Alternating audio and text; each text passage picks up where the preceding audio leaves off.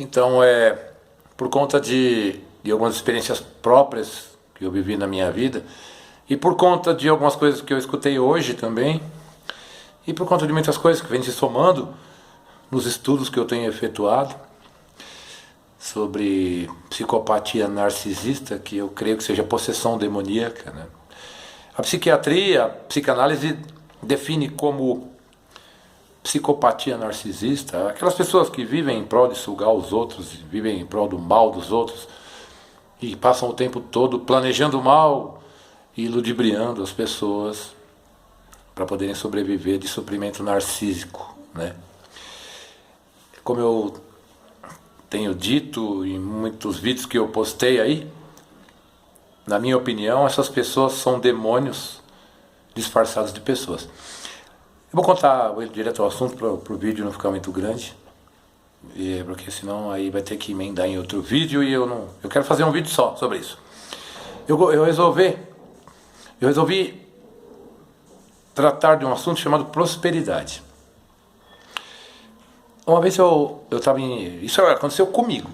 Eu não estou espelhando a vida de ninguém, isso foi comigo. Então a experiência, o meu estudo que eu tenho feito, a palavra de Deus que eu conheço, que eu estou tomando conhecimento, tem me direcionado a esses assuntos.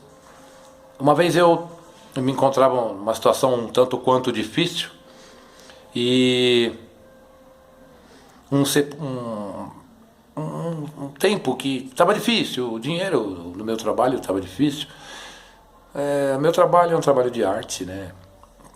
Tem vezes que fica difícil, porque eu dependo do salário do povo. Se o povo estiver desempregado, se o povo estiver em necessidade, se o povo estiver preocupado. Nós estamos aí no meio de uma pandemia, muita gente está desempregada. Então eu escutei da boca de um sepulcro caiado desse, de um diabo desse, em forma de gente, que ele falou assim para mim: lá na minha família, você acredita na palavra de Deus, mas não estou vendo prosperidade nos teus caminhos, né? Não estou vendo nenhuma prosperidade. Você está igual àqueles do mundo. Você está igual a esses que estão no mundo, e não estou vendo prosperidade, porque lá a minha avó é próspera. E eu estava analisando a vida. Realmente a avó dessa pessoa que já é falecida, ela foi próspera. Ela foi próspera em fé, em determinação, em perseverança, em direção, em amor a Cristo. Por quê? Sim, ela tinha uma prosperidade. Ela tinha uma prosperidade, porque essa senhora passou uma vida inteira de tristeza, de angústia, ao lado dessa pessoa que disse para mim que eu não era próspero. Essa pessoa causou muitos problemas para sua avó, muitas tristezas. A sua própria avó, quando era viva, me relatou que essa pessoa deu muita dor de cabeça, que era mentirosa, que era maldosa, que era cínica, que fazia maldades sem medir consequências.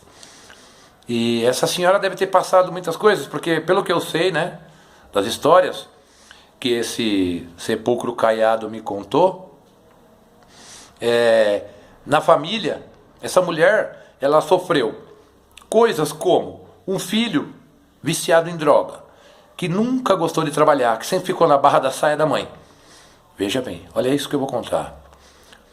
Uma neta que é produto de uma relação incestuosa entre o filho dessa mulher e sua irmã, né?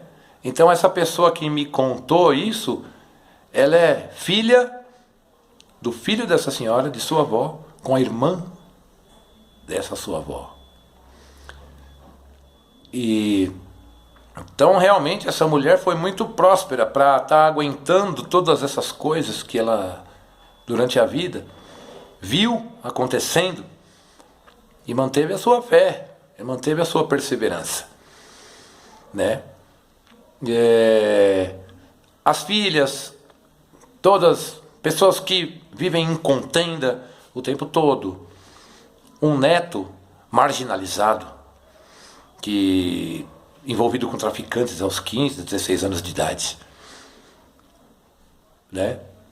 Netas que poucas têm um marido por companhia, né? Pessoas com problemas mentais ao seu lado, pessoas que viviam ao lado dessa mulher em intriga constante, em contenda, em discussão, né? E então realmente essa mulher ela foi próspera, então a prosperidade de Deus realmente esteve na vida dela, porque ela encontrou determinação e fé para vencer todos esses obstáculos. E das poucas vezes que eu conversei com ela, ela estava totalmente lúcida, com uma idade avançada, perto de 90 anos. E uma pessoa de 90 anos que acredita em Deus não vai mentir a respeito dessa desgraça que me contou que eu não era próspero, né? Porque essa própria desgraça deu trabalho. Essa pessoa infeliz diz que batia na própria mãe. Essa pessoa infeliz diz que fugiu de casa com 14 anos de idade. Então, essa pessoa só promoveu discórdia na vida da própria avó, que a criou, né? A mãe dessa pessoa, infelizmente, morreu de depressão. Na minha concepção, depressão nunca foi doença. Nunca foi doença. Eu queria ver a depressão pegar eu, se ela existe, né? Eu lanço aqui um desafio ao inferno, se a depressão for uma doença. Se a depressão for um mal, eu desafio ela a me pegar. Depressão é uma coisa que eu como de manhã com pão. Meu café da manhã é depressão, eu engulo ela seco.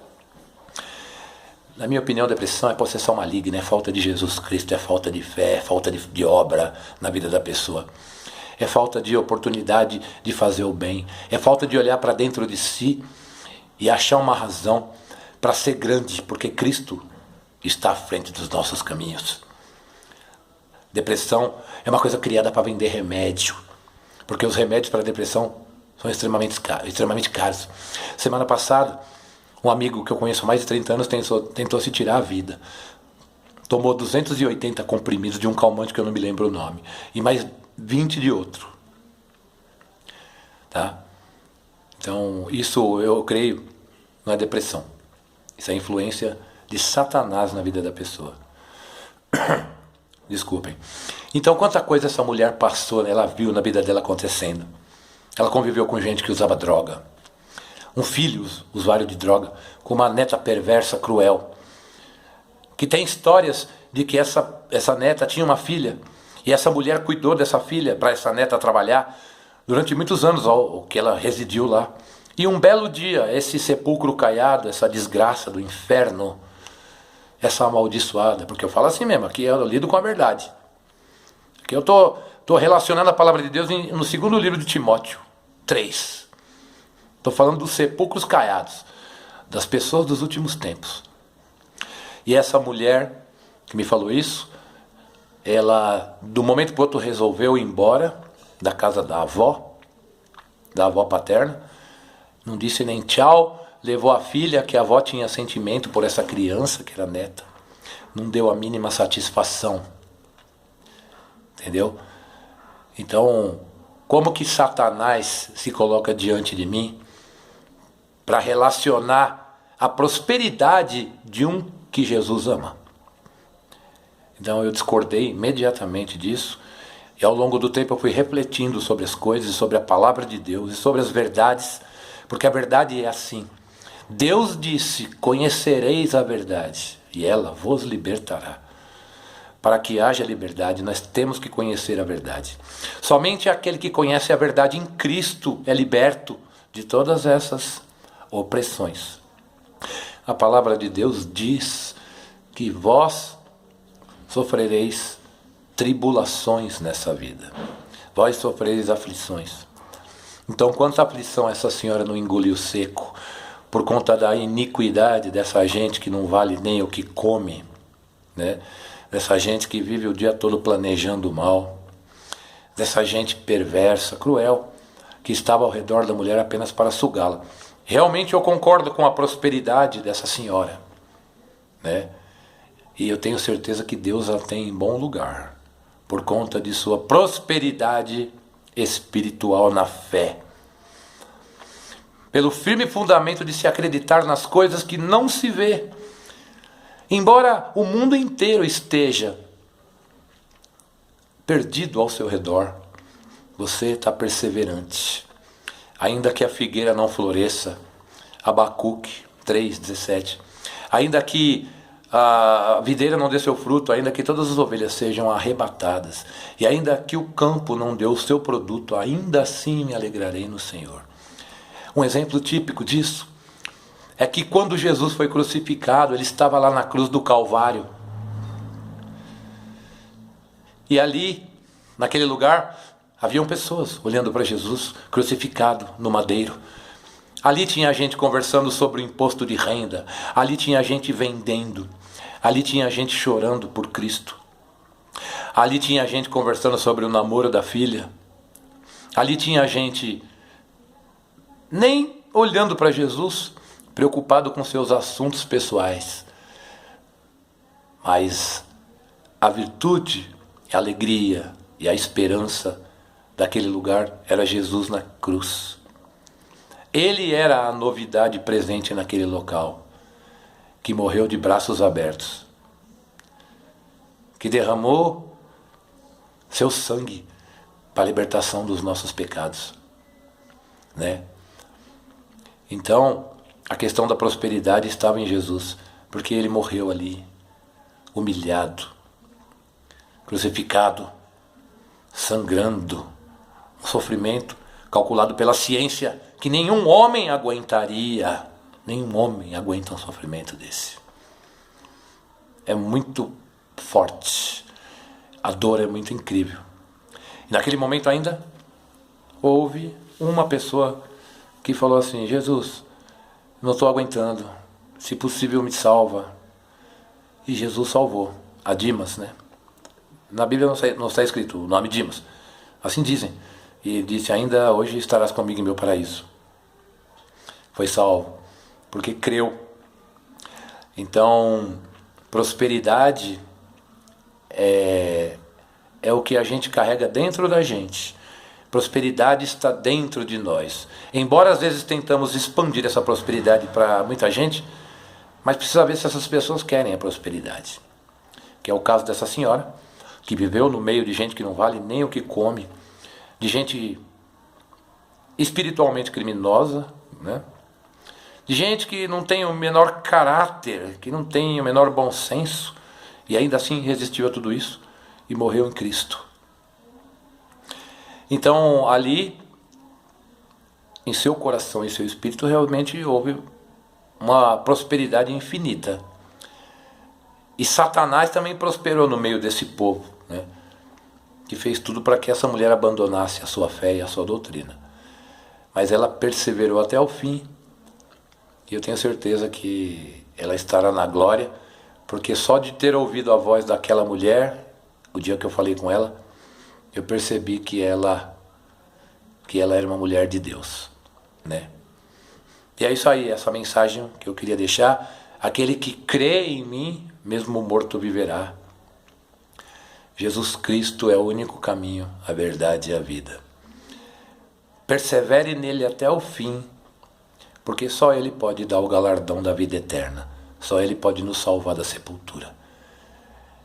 E quanto a essas pessoas que vivem de futricos, de mentiras, de enganações, só Deus para ter misericórdia da alma deles. Fique com Deus, Jesus te ama. 1 de Tessalonicenses, orai a cada passo, orai sem cessar, vigiai a todo instante. Esses são os meus votos para o teu coração.